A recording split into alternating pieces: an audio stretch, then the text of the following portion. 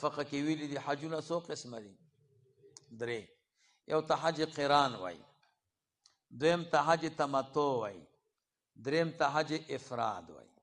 حج افراد دی ته وای چې احرام وکړي د حج او په دې سفر کې عمره ونه کړي مخکې د حج نه. تمتع دی ته وای چې سفر یو دی خو عمره مو کې او حج مو کې.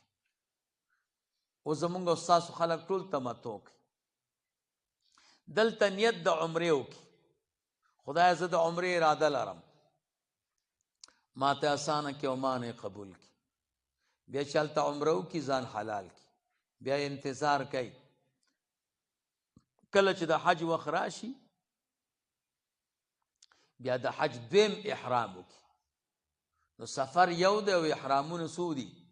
دوه. نو متمتع سړی به د دې شکر ادا کوي، هلته به قرباني کوي. خو دا ګوره هغه قرباني نه ده چې دلته یې کوي، هغې ته دم د شکر وایي. او دا دلته چې لوی اختر کې کوي دې ته اضحیه وایي. دا بیل شی دی، هغه بیل شی.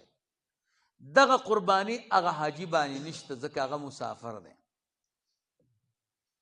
دریم قران دی. قران دې ته وایي چې سفر هم یوي او احرام هم یوي. دلته وی یا الله زه د حج او د عمرې اراده لرم، ماته اسانه کې او مانه قبول کی.